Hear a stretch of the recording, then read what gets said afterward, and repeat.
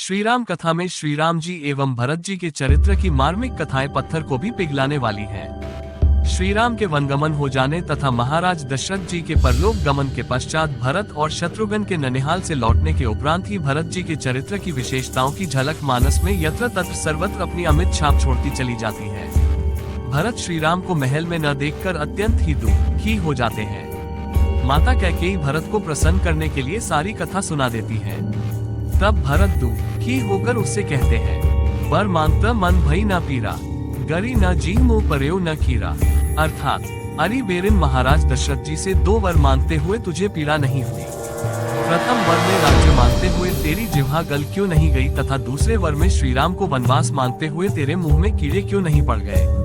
भरत जी ने मात्र इतना ही नहीं उससे भी अधिक माता कैकेयी को जो कुछ कहा वो श्रीरामचरितमानस में गूढ़ गंभीर चिंतन मनन करने का विषय है। हसबंसु दशरथु जनकु राम लखन से भाई, जननी तून जननी भई विधि सन कछु न बसाए। पावर्ड बाय टू वर्स, क्या किया जाए विधाता के आगे किसी का कुछ भी वश नहीं चलता है। इस दोहे को वाल्मीकि रामायण के अयोध्या कांड में सर्ग 35 के संदर्भ में देखा जाए तो ऐसा भी संकेत एवं भावार्थ हो सकता है। भरत अपनी माता कैकेयी से कहते हैं कि हे माँ, तू अपनी माता नानी के समान हो गई तथा जैसी तेरी माता माता न होकर कुमाता थी, तू ऐसी ही हो गई। इस कुमाता के प्रसंग को वाल्मीकि रामायण में श्रीराम के वनगमन के प्रसंग में मंत्री सुमंत एवं कैकेयी के बीच एक अंतर्कथा के माध्यम से किया गया है। ऐसी कथा आती है, कैकेयी के पिता अश्वपति को एक महात्मा से वरदान मिला था। वो पृथ्वी पर जितने भी जीव जंतु, कीड़े मकोड़े, पशु पक्षी सभी की आवाज सुन और समझ सकते थे, लेकिन इस वरदान के साथ एक श्राप भी था कि वो इन सब की बातें किसी को भी बताएंगे तो उनकी उसी वक्त मृत्यु हो जाएगी। एक बार कहकर नरेश कैकेयी की मां पृथ्वी के साथ चौके में बैठकर भोजन कर रहे थे। एक चींटी चावल का एक दाना लेकर जा रही थी। चौके के बाहर दूसरी चींटी ने विनम्रता पूर्वक कहा, ये दाना मुझे दे दो। वो बोली, तुम अंदर जाकर ले आओ।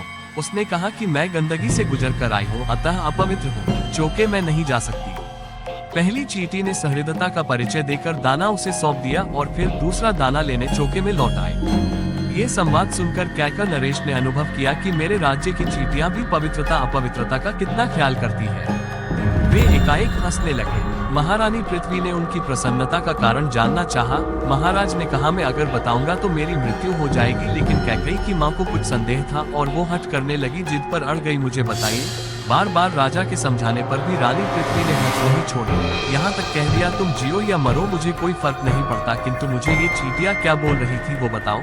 तुरंत राजा उन महात्मा जी के पास गए और सारी कहानी महात्मा जी को बताई, कैसे रानी को भवन में जिद पर अड़ी बैठी है। महाराज कोई उपाय बताइए। महात्मा जी ने पुनः दोहराया, राजन वचन बदला नहीं जा सकता। ये सत्य है, अगर आपने किसी को कुछ भी बताया तो उसी वक्त आपकी मृत्यु हो जाएगी। अब निर्णय आपको लेना है। बहुत सोच विचार कर राजा ने रानी का परित्याग कर राज्य से बाहर कर दिया। वे जान गए थे मेरी पत्नी को मेरे जीवन मेरी भलाई की कोई चिंता नहीं। इसी बात को भरत जी कहते हैं, तुम्हारे पिता तो सही समय पर उचित निर्णय लेकर बच गए, किंतु मेरे पिता महाराज दशरथ तो बड़े सीधे और भोले हैं, तेरी कुटिलता को समझ नहीं पाए। तेरे पिता की तरह अगर निर्णय ले लेते तो उनके भी प्राण बच जाते।